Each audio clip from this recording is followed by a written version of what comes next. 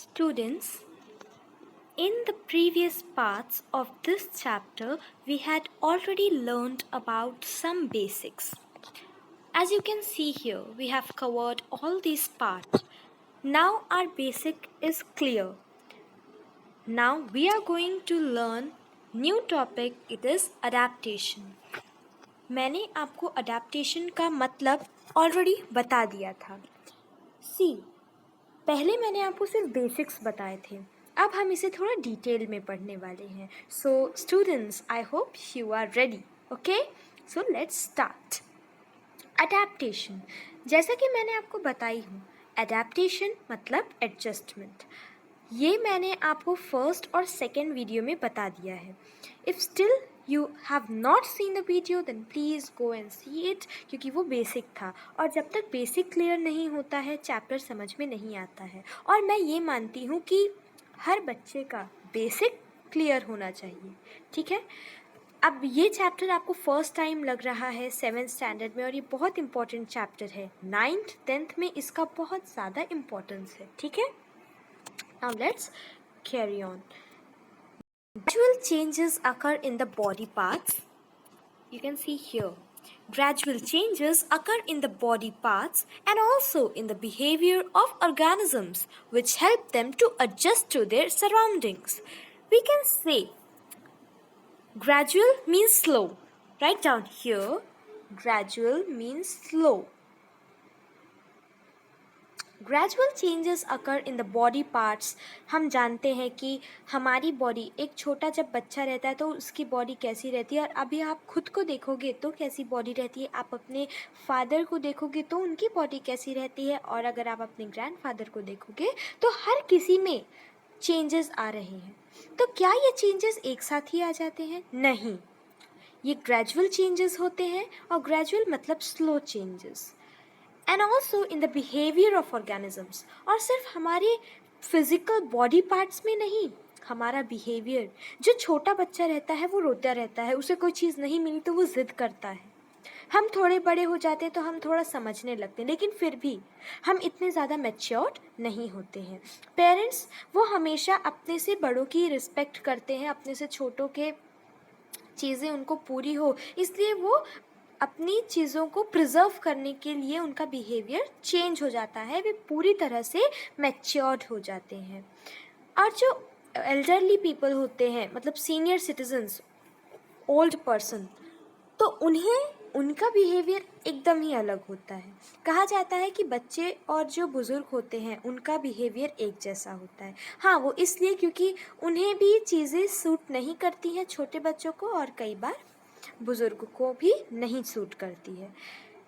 सो ये सिर्फ physical body parts में ही चेंजेस नहीं आते हैं. चेंजेस हमारी हाइट में दिखते हैं, साथ ही साथ हमारे बिहेवियर में भी दिखते हैं. Such changes are called adaptations. They take place over a long period of time. Students, now please pay attention over here. Adaptation.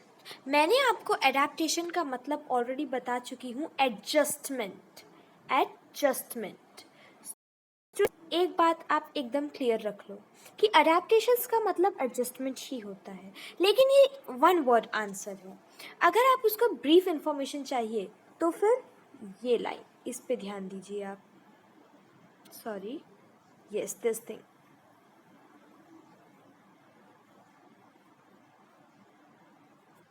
सो ये आपके एग्ज़ाम पॉइंट ऑफ व्यू से बहुत ही इम्पॉर्टेंट लाइन्स है, तो मैं कहती हूँ कि अगर आपके पास हाइलाइटर है तो उसे हाईलाइट कर लीजिए या फिर अंडरलाइन कर लीजिए.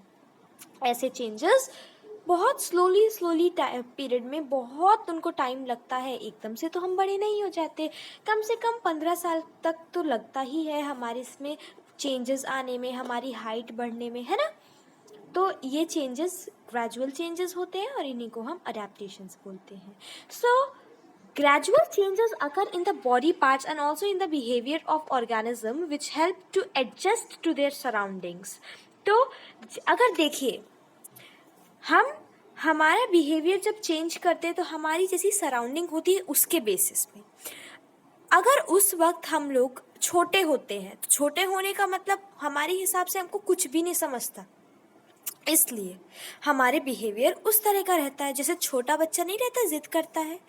और अगर किसी हम बड़े की बात करें, जैसे पेरेंट्स जो कि थोड़े एक्सपीरियंस्ड होते हैं, उनका बिहेवियर बिल्कुल अलग होता है। मतलब उनकी जो सराउंडिंग है उस हिसाब से उन्होंने वो अडेप्ट किया है। एक बात बताइए, अगर हम फॉरेन कंट्री के सिटीजन्स को देखें, जैसे कि अगर मैं अमेरिका की बात करूं तो वहाँ के एकदम फेयर पीपल होते हैं। यहाँ की बात करूँ इंडिया की, तो यहाँ के मतलब एकदम फेयर भी नहीं होते, हम उसको गेहुआ कलर बोलते हैं, ठीक है, you know, brownish white, that's skinny colour, perfect skinny colour, okay. Now if I talk about Australia, Africa, South Africa, then they are blackish in colour, okay. Now students, ये सभी जो चेंजेस उनके body parts में हमें दिख रहे हैं वो सब अडेप्टेशन के ही कारण है।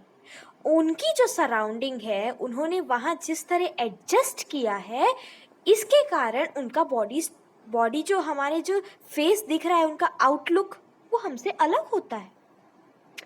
इसी को हम अडेप्टेशंस कहते हैं और कुछ भी नहीं है, ठीक है। Now let us move forward. अब आप देखिए ये पिक्चर, एक एक डायग्राम भी समझते हुए चलना है आपको।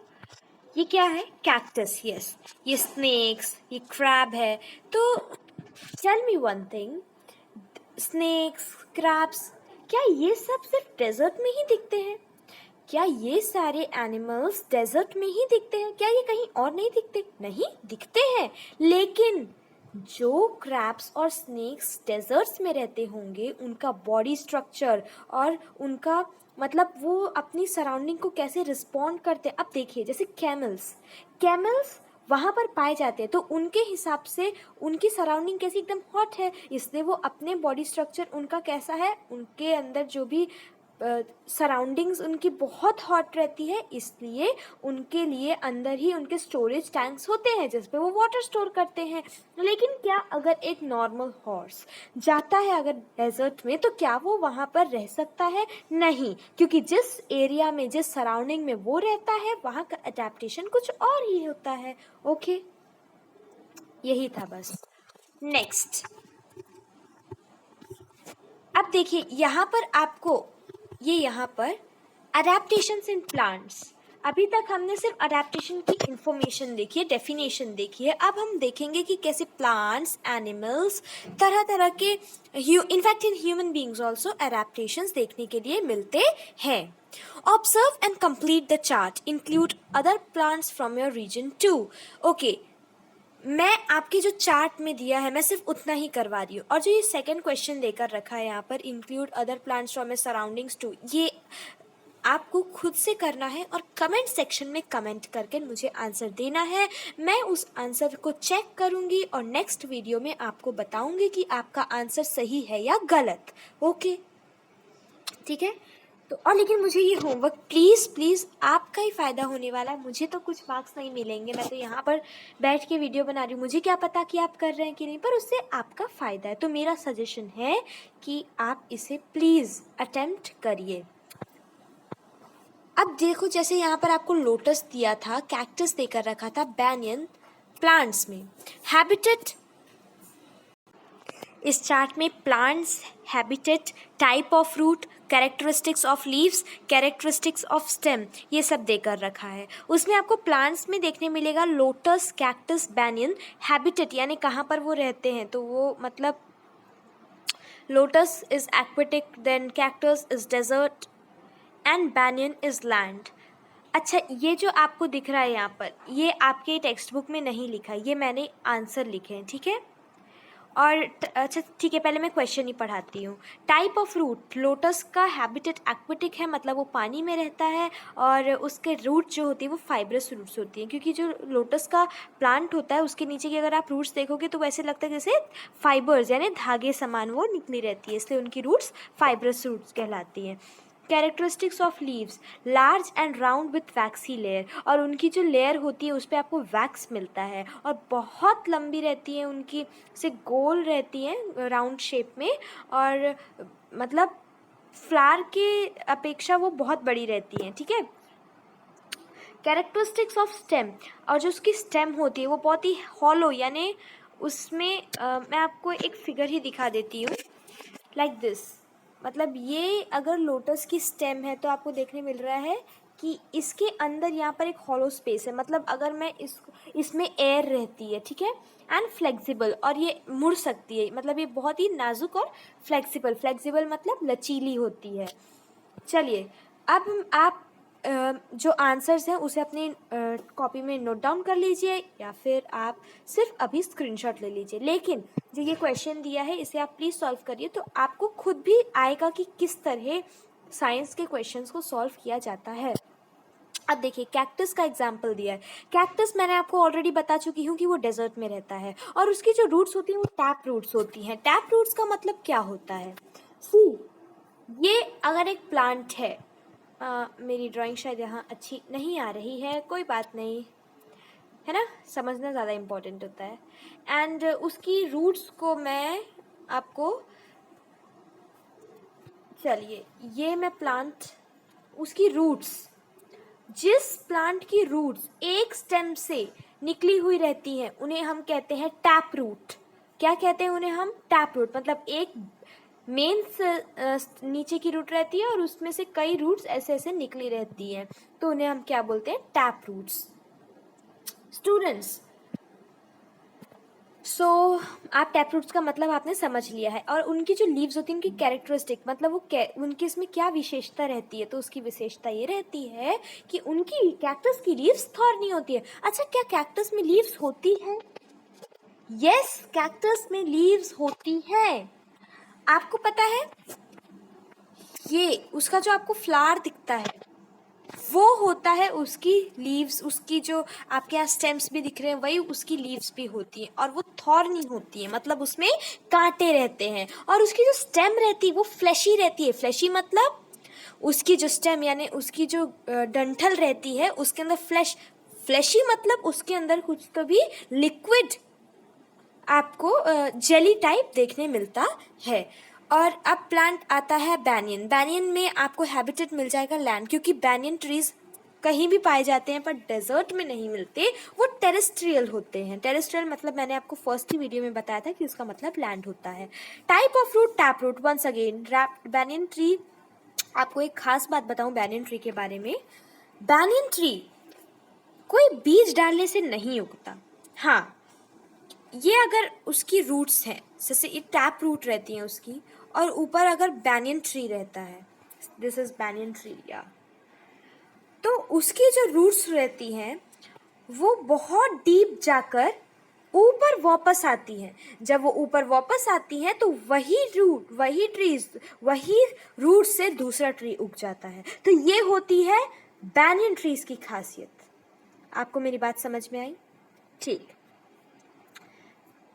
कैरेक्टरिस्टिक्स ऑफ लीव्स, उसकी जो लीव्स होती हैं वो तो स्मूथ होती है लेकिन लॉन्ग होती है। कैरेक्टरिस्टिक्स ऑफ स्टेम, और उसकी जो लीव का शेप होता है वो अलग ही होता है ना। कैरेक्टरिस्टिक्स ऑफ स्टेम, उसकी जो स्टेम होती है, उसकी जो डंठल होती है वो हार्ड होती है, उसको पकड़कर कोई भी खड़ा हो सकता है, और लंबी होती है, बिग मतलब बड़ी होती है। Adaptation in aquatic plants.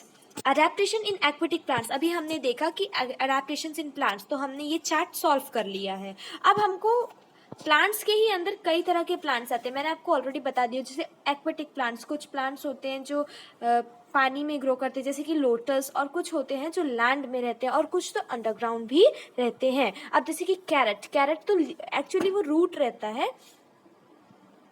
लेकिन फिर भी हम उसको खाते हैं, हम उसका कंजम्पशन करते हैं, और वो एक रूट है, वो अंडरग्राउंड वेजिटेबल्स में आता है। तो इस तरह हम कई तरह के प्लांट्स के बारे में पढ़ने वाले हैं। Try this. Visit various water bodies such as a river, Brooke.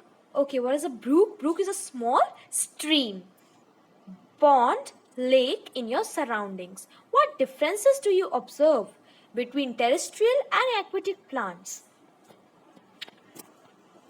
आपके टेक्स्ट बुक में सिर्फ दो प्लांट्स के बारे में बात की गई, एक है टेरेस्ट्रियल, एक होता है एक्वेटिक।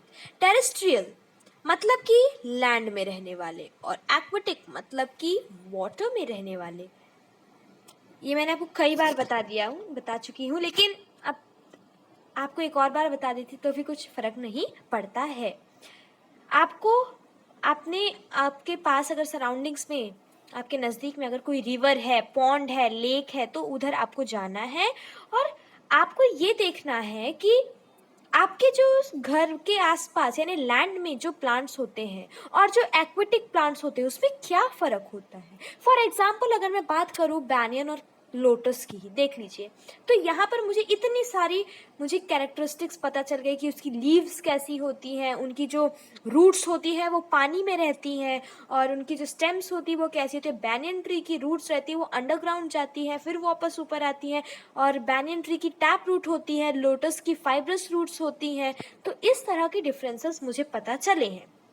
अगर आप कोई और जैसे कि वाटर लिली अगर आप देखते हैं, बहुत सारे एक्वेटिक प्लांट्स होते हैं, और अगर कोई टेरेस्ट्रियल प्लांट देखते हैं तो आपने क्या डिफरेंसेस दिए वो आप जाकर कर सकते हैं। वैसे अभी तो कोरोना के हालातों में तो जाना पॉसिबल नहीं होता है, फिर भी मैंने आपकी नॉलेज के लिए आपको लोटस और बैनियन का एग्जाम्पल दे दी हूँ।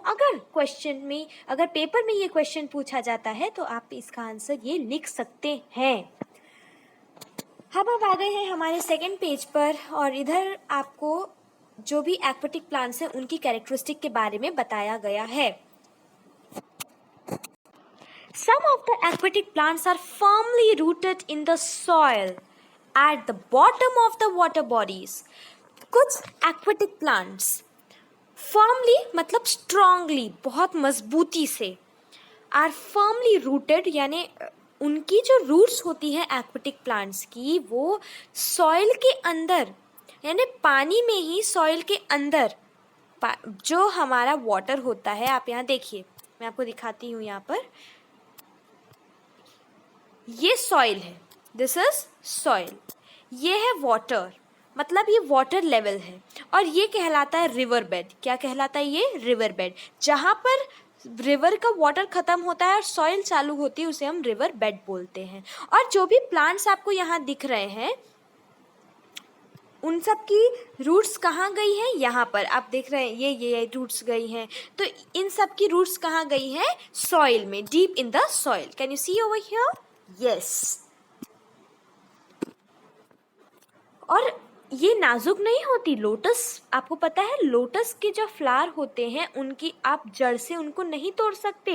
अगर आपको उनको तोड़ना है तो आप सिर्फ उनका फ्लावर तोड़ सकते, क्योंकि इतनी स्ट्रांगली इतनी फर्मली वो सॉइल के अंदर रूटेड यानी गड़े हुए रहते हैं। These stems are submerged. Submerged मतलब डूबे हुए, ठीक है, सबमर्ज मतलब डूबे हुए। while leaves and flowers float on their surface. देखिए उनकी जो स्टेम्स होती हैं वो तो पानी के अंदर सबमर्ज यानी डूबी रहती हैं, लेकिन उनकी जो लीव्स और फ्लावर्स होते हैं वो पानी के ऊपर फ्लोट करते हैं। देख रहे सकते हैं आप, जैसे कि लोटस फ्लावर के बारे में बात कर रहे हैं और ये कोई प्लांट है जैसे रीड्स जो होते हैं जो कि पानी के आजू बाजू रहते हैं जैसे रिवर्स के अगल बगल, तो उनकी जो रूट्स होती हैं वो तो सॉइल में रहती है, लेकिन उनकी लीव्स और जो स्टेम्स होती हैं वो वाटर के ऊपर फ्लोट करती हुई दिखाई देती हैं। However, some plants are entirely afloat। और कुछ प्लांट्स तो ऐसे होते हैं जो कि जिनकी रूट्स नीचे रहती ही नहीं है, वो पूरे पानी में ही फ्लोट करते हैं। आपको आप देख सकते हैं ये यहाँ पर। आपको पता है कई बार हम देखते हैं कि जैसे हम जाते हैं तो वहाँ पर नहर होते हैं और उसके ऊपर पूरी ग्रीन वेलवेट की पूरे से जैसे लगता है कि वहाँ पर किसी ने ग्रीन कलर की बेडशीट बिछा दी हो, लेकिन नहीं, वो होती है वैक्सी लेयर। और वो किसकी होती है? लीव्स होती हैं वो, और उनकी जो रूट्स होती हैं वो पानी में नीचे तक नहीं जाती, वो यही होती हैं जो आपको दिख रहा है यहाँ पर, ये दिस थिंग, वो ये होती है। Their roots are not encroached in the soil। और उनकी जो roots होती है वो soil में गड़ी हुई नहीं रहती हैं। The surfaces of leaves and stems of many aquatic plants are covered with a waxy layer। और जो भी जैसे कि लोटस का हमने देखा उसकी भी लीव्स कैसी रहती हैं? वैक्सी रहती हैं। इसी तरह अधिकतर जो प्लांट्स होते हैं जो कि एक्वेटिक प्लांट्स होते हैं उनकी लीव्स और स्टेम्स में वैक्स मतलब मोम वो वैक्सी लेयर्स होती हैं। Leaves of some aquatic plants are thin and slender like a ribbon. Slender मतलब सॉफ्ट, बहुत ही नाजुक। कुछ कुछ लीव्स जो होती हैं एक्वेटिक प्लांट्स की, वो बहुत ही पतली और एकदम नाजुक, ऐसे जैसे हाथ से वो छूट जाए, इतनी नाजुक। किसके जैसे? रिबन के जैसे। रिबन होती है ना जो हम स्कूल्स में गर्ल्स लगा कर जाती हैं अपने बालों पे, दैट थिंग। तो वो रिबन सैटिन की होती है और वो इतनी थिन और सिल्की होती है कि वो बहुत ही ज़्यादा सॉफ्ट और स्लेंडर होती है। तो इसलिए वो जो लीव्स होती हैं उनको रिबन से कंपेयर किया गया है। This shape helps them to withstand fast current of waters. और आपको पता है, इतने ज़्यादा अगर कोई टाइड्स आते हैं, टाइड्स मतलब लहरें, बहुत ऊंची ऊंची लहर आती हैं, और उनके कारण सोचिए आप कभी कि प्लांट्स फिर वहाँ पर रहते कैसे, वो बह क्यों नहीं जाते? क्योंकि एक तो फर्स्ट थिंग, उनकी जो रूट्स होती हैं वो बहुत फर्मली डाउन पानी में गड़ी हुई रहती है। और दूसरी बात ये कि जो उनका जो स्ट्रक्चर होता है वो बहुत ही लाइट रहता है। उनकी लीव्स एकदम फ्लैट रहती हैं, वैक्सी रहती हैं, और उनके जो फ्लावर्स और जो स्टेम्स हैं वो ऊपर ही रहते हैं। तो अगर कई बार ऐसा भी होता है कि अगर फ्लोट होकर वो किनारे पर आ जाए तो रूट से नहीं उखड़ता, रूट्स वैसी की वैसी ही रहती हैं, जिसके कारण दूसरा प्लांट फिर से उग जाता है। This shape helps them to withstand fast currents of water. तो जो कभी कभी बहुत ज़्यादा तेज़ ऐसे बाढ़ आ जाती तो उस समय उनका सामना, विथस्टैंड यानी सामने खड़े रहना, सामना करना, उनको किससे मिलता है? जो उनका शेप होता है, जैसे कि लीव्स ऊपर रहती हैं, फ्लावर्स ऊपर रहते हैं, सिर्फ स्टेम्स और रूट्स रहते हैं जो पानी में सबमर्ज्ड रहते हैं, ये होता है उनका शेप। और इसी के कारण वो वाटर के जो बहुत ज़्यादा जो फ्लो होता है, फास्ट फ्लो, उससे वो बच सकते हैं। Air spaces in stems and petioles of aquatic plants are useful for floating in water. Students, petioles का मतलब क्या होता है मैं आपको यहाँ पर बताना चाहती हूँ। देखिए, जैसे कि अगर कोई प्लांट है, ठीक है, तो ये तो उसकी मेन स्टेम हो गई, लेकिन जो लीव्स होती है उनको स्टेम से जोड़ने का जो काम करता है, इधर देखिए फिर से एक बार, ये आपकी हो गई स्टेम और ये है आपकी जो पेटियोल्स, इन्हीं को पेटियोल्स बोलते हैं, और ये हो गई फिर आपकी ये लीव्स, ठीक है। तो जो स्टेम्स स्मॉल स्टेम्स जो कि प्लांट्स को उसके मेन स्टेम से जोड़ने का काम करती है, लीव्स को उनके मेन स्टेम से जोड़ने का काम करती है, ये वाली ब्लैक कलर की जिसको मैंने आपको बताया है, उन्हें ही हम पेटियल्स कहते हैं, ठीक है। एयर स्पेसेस एंड स्टेम्स, और आपको पता है उनकी जो स्टेम्स होती है वो हॉलो होती है, हमने देख लिया था, हमने जब लोटस के बारे में पढ़ा था तो उनकी जो स्टेम्स होती है वो हॉलो होती है, मतलब उस पर एयर स्पेस रहती है, उसमें एयर मौजूद होती है, and are useful for floating in water. Hollow होने के कारण उसमें एयर भर जाती है। और आप कभी देखो, कोई बलून लो और उसमें आप पानी भरो, तो पानी वाला बलून अगर आप पानी में डालोगे तो वो डूब जाएगा, लेकिन जिस बलून में आपने एयर फिल करी है वो नहीं डूबता, क्योंकि एयर का वेट पानी के कंपैरिजन में बहुत लाइट होता है, तो जिसके कारण उनको पानी में फ्लोट करने में वो मदद करता है। अब मैं आपको यहाँ लोटस स्टार्क दिखाती हूँ, देखिए आप उस पर हॉलो है वो, मतलब उसके अंदर एयर फिल रहती है, एयर स्पेसेस उस पर रहती हैं। Why does water trickle off lotus flowers? हमें ये नहीं पता कि जैसे लोटस के जो फ्लावर्स होते हैं, है ना, उससे पानी कभी कभी बाहर आ जाता है। क्यों लोटस के फ्लावर से पानी बाहर आता है? मैं आपको बताती हूँ क्यों। क्योंकि जो उसकी स्टाक होती है ना, उसमें वैसे भी एयर स्पेसेस रहती हैं, तो जिसके कारण अगर वो पानी को अपने इसमें होल्ड करके रखती है तो उसके कारण वो लोटस जो होता है उस पे उसकी लीव्स में ऑलरेडी थोड़े बहुत बूंद पानी के आ ही जाते हैं, जिसके कारण जब उन्हें हम निकालते हैं तो उससे पानी हमको ट्रिकल यानी जो टपकता है उसको हम लोग ट्रिकलिंग आवाज बोलते हैं, वो ऐसा ट्रिकल होता है पानी। Why don't the leaves of these plants rot in water? अब जो इन प्लांट्स की जो लीव्स होती है वो पानी में सड़ती क्यों नहीं है, ये भी एक क्वेश्चन पूछा गया है। Why are their roots short and fibrous, और उनकी रूट्स इतनी शॉर्ट और फाइब्रस क्यों होती है? इन सभी क्वेश्चंस के सवाल जो रहते हैं अभी आपको जब आप अडेप्टेशंस इन डेजर्ट प्लांट्स मिलेंगे उस पर आपको मिलने वाले हैं। और मैं ये चाहती हूँ कि इन दोनों, फर्स्ट क्वेश्चन का आंसर मैंने आपको दिया है और बाकी जो दोनों क्वेश्चंस हैं उनका आंसर फर्स्ट क्वेश्चन के आंसर पर ही बेस्ड है। मैं चाहती हूँ कि आप कमेंट सेक्शन में कमेंट कर कर भेजें। वैसे तो मैं कल आपको इसका आंसर बताने ही वाली हूँ, लेकिन मैं देखना चाहती हूँ कि क्या आप भी सर्च कर सकते हैं इसका आंसर। तो चलिए, आपके पास अब 2 होमवर्क हो गए हैं आज, ठीक है। Adaptation in desert plants. अभी तक हमने एक्वेटिक प्लांट्स में देखा, अब हम देखेंगे कि डेजर्ट प्लांट्स जो होते हैं, जो डेजर्ट में उगते हैं, उनमें कैसा प्लांट्स एडेप्टेशन होता है। Take 2 potted plant, one a cactus and the other a leafy plant. एक हमको कैक्टस लेना है और एक जिसमें थोड़ा लीव्स रहे वैसा प्लांट लेना है, हरा भरा। Tie plastic bags loosely around the leaves of these plants and keep them in sunlight for early in the morning. और उनके जो लीव्स होती है उनमें आप ऐसे एक पॉलिथीन बांध के अर्ली मॉर्निंग तक के लिए उसे वैसे ही छोड़ दे, दोनों में। इन द आफ्टरनून ब्रिंग दो spots into the classroom and observe them. Has the bag the same quantity of water collected in both the bags? अच्छा, अब आपसे पूछा गया कि एक कैक्टस लो और एक नॉर्मल लीफी प्लांट लो, दोनों की पत्तियों में ऐसे एक पॉलिथीन बांधो। तो आपको ये पता है ठंडियों के सीज़न में हमको ओस दिखती है, ठीक है, हमको लगता है कि पानी, लेकिन कभी कभी ठंडी नहीं रहती तो भी हमको लीव्स में पानी दिखते हैं। वो कैसे होती है अभी वो आपको आगे पता चलेगा। और हमको ये भी जानना है कि क्या दोनों ही बैग्स में सेम क्वांटिटी ऑफ वाटर है। आगे देखते हैं। Desert plants are either leafless or their leaves are like small needles or have been modified into thorns. उनकी जो leaves होती है वो leaves होती ही नहीं है। हाँ, उनकी जो leaves होती है वो actually leaves होती ही नहीं है। आप यहाँ पिक्चर में देखिए, जो उनके thorns होते हैं वही उनकी leaves होती है और वो एकदम needle यानी सुई के समान दिखते हैं। As a result, they lose very little water by evaporation.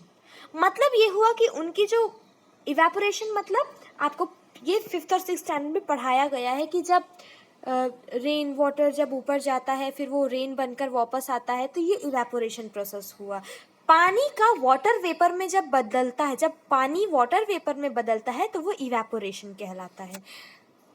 As a result, they lose very little water by evaporation. अब लीव्स ना होने के कारण वो नीडल्स रहती, नीडल्स कितनी होंगी, बहुत बारीक सी, तो उसके कारण उनका जो इवेपोरेशन है वो बहुत कम होता है। The stem stores water and food and is therefore fleshy. और उसकी जो स्टेम होती है, मतलब आपको ये दिख रहा है, ये बड़ा सा, वही इसकी स्टेम होती है और वो उसकी जो स्टेम्स होती है वही पानी भी स्टोर करती है और फूड भी स्टोर करती है और इसीलिए तो वो फ्लैशी होती है। The stems are green as they perform photosynthesis in the absence of leaves. जो stems होती है उनकी कैक्टस की, सॉरी ये डेजर्ट प्लांट्स की, सिर्फ कैक्टस तो होते नहीं है डेजर्ट में, तो वो कैसे होती है, उनकी ग्रीन होती है, फोटोसिंथेसिस वो परफॉर्म करती है। कैसे? क्योंकि जब हम फोटोसिंथेसिस कोई प्लांट परफॉर्म करता है ना तभी वो ग्रीन हो सकता है, और in the absence of leaves, लेकिन उनके पास लीव्स नहीं होती है फिर भी वो फोटोसिंथेसिस परफॉर्म करते हैं। Their roots penetrate deep into the soil and some roots spread away into the soil in search of water.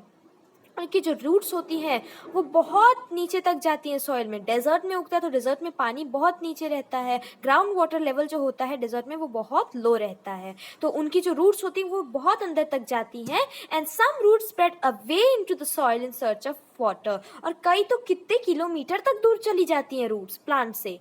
There is a thick layer of a waxy substance on the stems of these plants too, और जो waxy substance होता है उसकी एक बहुत thick layer रहती है उनके स्टेम्स में। आप जब अगर कभी कैक्टस देखेंगे तो आप उसमें बहुत ही वैक्सी दिखेगा और वो बहुत ही स्लिपरी दिखता है, मतलब वैक्स बहुत ही स्लिप होता है, मतलब वो बहुत चिकना होता है ना, उसी तरह। तो इस क्वेश्चन का आंसर अब हमें पता चल गया है कि has the same quantity of water collected in the both banks. ये बात गलत है, क्योंकि जो प्लांट लीफी होगा जिस पे लीव्स होंगे वही इवेपोरेशन करेगा, मतलब उसी में ज़्यादा इवेपोरेशन होगा, तो मतलब जो लीफी प्लांट था जिस जो बैग हमने लीफी प्लांट में बांधा होगा उस पे ज़्यादा पानी होगा, और जो कैक्टस के प्लांट पर बांधा होगा क्योंकि वहाँ पर जो लीव्स होती है वो बहुत ही पतली और नीडल्स के समान होती है, तो फिर वहाँ पर इवेपोरेशन बहुत कम होता है, इसलिए कैक्टस में पानी की क्वांटिटी कम होगी। तो हमने ये सब समझ लिया है। अब आगे का जो भी रहेगा, adaptation in plants of snowy regions, then adaptation in plants of forest regions, adaptation in grassland plants, adaptation for ingestion of food in plants, तो ये सब हम अब कल देखेंगे अगले वीडियो में।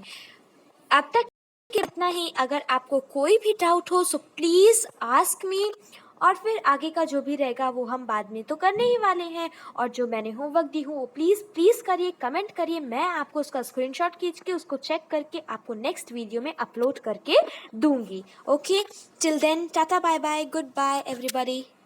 ओके।